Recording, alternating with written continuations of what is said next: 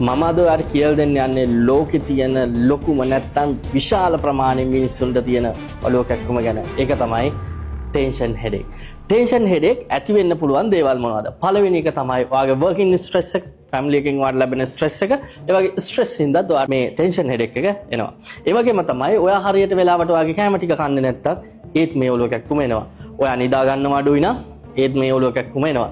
ඒ වගේම තමයි ඔයා වතුර බොනවා අඩුයි වුණත් මේ ඔලුව කැක්කුම එන්න පුළුවන්.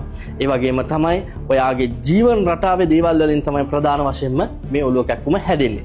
ඒත් මේ ඔලුව කැක්කුම ආවම කොහොමද ඔයා අඳුරගන්නේ? පළවෙනි එක තමයි මේ ඔලුව කැක්කුම හරියට නිකන් ඔලුව වටේට මේ රූපේ පෙන්නනවා වගේම ඔලුව වටේට බෑන්ඩ් එකක් දාලා නිකන් තද කරනවා වගේ දෙපැත්තෙන් තද කරගෙන ඉන්නවා වගේ තමයි වට ඔලුව කැක්කුම දැනෙන්නේ. ඊට අමතරව ඔයාගේ මසල්ස් පේන් එකකුත් තියෙන්න පුළුවන් බෙල්ලේ.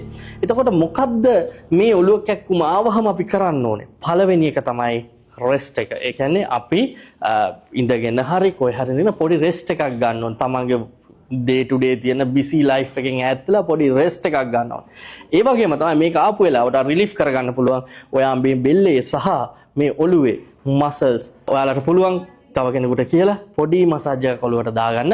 එතකොට මේ ටෙන්ෂන් හෙඩේක් එක ගොඩක් දුරට අඩු වෙලා යනවා. ඒ වගේම තමයි ඔයාට හොඳ නිින්දක් ගන්න පුළුවන්. ඔයාට නිින්ද අඩු කෙනෙක් නම් ඔයා හොඳ නිින්දක් ගන්න ඕනේ. අනිවාර්යයෙන්ම ඔයා හොඳට වතුර බොන්න ඕනේ. ඒ වගේම තමයි වෙලාවට කැම ටික කන්න ඕනේ ඔයා. ඒ වගේම තමයි ඔයාට යන්න පුළුවන් මෙඩිටේෂන් වලට. ඒ කියන්නේ යෝග වගේ දේවල් ප්‍රැක්ටිස් කරන්න පුළුවන්. ඉතින් මේක ආයුර්වේද වෛද්‍ය විද්‍යාවන් තුලින් හොඳ කරන්න පුළුවන්. ඇත්තටම මේක ආයුර්වේද වෛද්‍ය විද්‍යාවන් සාර්ථක හොඳ කරන්න පුළුවන්. ඉතින් මේකට මොකද්ද කරන්න ඕනේ? මේකට හරියට අපි දෙන බෙහෙත් ටික බීලා හරියට අපි කියන විදිහට ලයිෆ් එකේ චේන්ජ් ටික කරගත්තොත් මේ ඔලුව කැක්කුම නැත්තටම නැති කරගන්න පුළුවන්. ඉතින් මේ වගේ තවත් ඔලුව කැක්කුම් වර්ග ගොඩක් තියෙනවා. ඒවා ගැන ඉගෙන ගන්න අපේ page එක follow කරලා තියාගන්න.